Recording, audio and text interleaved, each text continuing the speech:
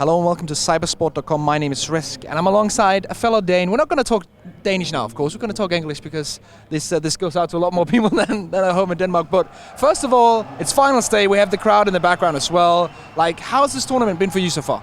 It's actually been really good. FaceIt have taken really good care of us. Everything has been smooth on the talent side, which doesn't always happen. You know, there's always some weird stuff that goes on, as you know. But yeah, it's been nice. Crowd has been amazing here in London.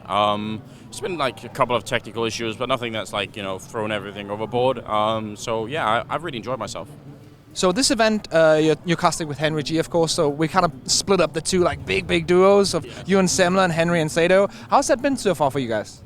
I love it. I mean, Henry's really good at what he does. And Henry and I have known each other for a while now, and we're sort of, in some ways, slightly similar creatures. So it's really fun, and I really enjoy it. And I mean, I'm glad that that both Semler and Sato are getting a little bit of time to rest. They definitely deserve that. Been working really hard. So yeah, it's fun and it's nice for the creativity. You get to try some new things, and you fall out of some old patterns and old rhythms and everything. So I think it's a worthwhile experiment, you know, just for the fun of it. And talking about getting some rest as well, because I know you, of course, you're pretty famous for flying all over the world, doing all these tournaments. Right now, you've only done Clash of Cash in the UK, and then you've done the two ones in Bucharest, and now here. Like, that's a lot of European stuff for you. Is it easier for you when the travel time isn't that long? I mean, one of the big advantages is you are in the same time zone more or less as your families. You can actually call them during the daytime, which is the problem is if you're in America, you've got that, you know, 6, 7, 8 hour time shift, and that means, you know, you have to really plan if you want to have like any kind of a webcam or Skype call. You know, I've got a kid who's, you know, 2, so you want to sometimes be on the webcam and stuff like that. So yeah, that's one advantage. But travel doesn't bother me that much. Like even the American flights, I don't think it's that bad. People complain a lot about it, but I think it's all right. Okay, so talking about this tournament in general, of course, we have seen some upsets. Astralis not playing perfectly, losing Overpass, and stuff like that. What's been your biggest like highlight so far of the tournament?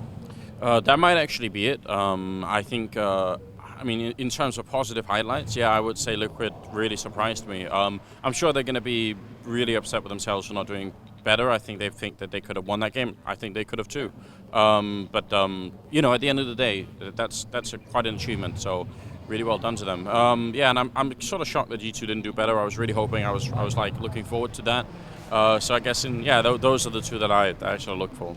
All right. So apart from casting, which of course is your main occupation, main job right now, you also have a lot of other stuff going on. You have your theorycraft, you have the skins, and you started streaming as well. So can you kind of give it a little bit of insight of all the other things you're doing apart from casting?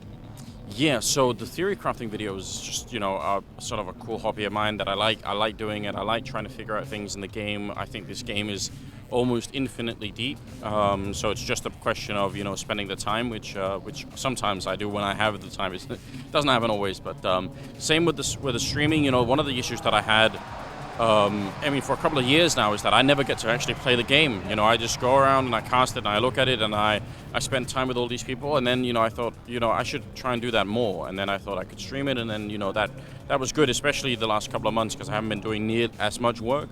But it's really hard to fit into a tournament schedule where you go to a bunch of tournaments. That's the only downside. Otherwise, I really love it. So it's really good fun. And yeah, the skins is, I guess, another sort of creative enterprise, you know.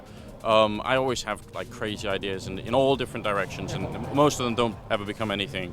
But I have had the fortune to, like, you know, find some really good artists, and then, you know, we sort of have, you know, meetings and we try and figure out like what's a good concept and what really works and how can we promote it and all these things. And I just think that's a lot of fun. I've always wanted to sort of be a graphics artist myself. I just don't have the talent for it. But, you know, so now I get to sort of pretend a bit, you know. All right, to change the pace up a little bit, I'm going to throw a bit of a curveball to you. I actually talked to Henry about it, but we didn't have time. But we talked about the idea of creating a dream team where you don't have to think about language, you don't have to think about personal problems. So if you could create a dream team right now, any player in the world, and you can pick for the role, so you can pick your favorite support, even though he's not good friends with, let's say, the entry fragger, they can still work out. So if you could pick your perfect dream team with no problems whatsoever, who would be on that team? Just the perfect dream team. Probably would be FalleN as the captain, or in-game leader. I think he's proven that he can do that. Probably be coldzera as well. dev1ce, snax. I still think, even though he's, you know, it's been a little bit up and down. And then for the fifth, it's kind of tricky. So there's so many good players now that it's hard to pick from. So maybe something like a Shox or a Kenny or something, someone who's really heavy with, well, yeah, maybe Kenny with the AWP or something like that. All right. Yeah. So to finish this off, of course, we got the tournament going on here. You're Danish, Astralis are here. We have the major coming up as well. It's still the same case. Last time around, Thorin and you won the hype train for the major, for the Danish victory. Do you think they can not only win this, but do you think they can go back-to-back major championships? I would say it's definitely possible. It's in the cards that can happen. The landscape seems to change so quickly in Counter-Strike right now, and there are just some captains out there. We mentioned FalleN is one of them. I would say Carrigan, obviously their whole captain, is another one who is just incredibly intelligent when it comes to defeating particular teams. So both of those can make life really hard for Astralis in any tournament at all. And I mean, they're going to be playing later, SK and Astralis, so who knows.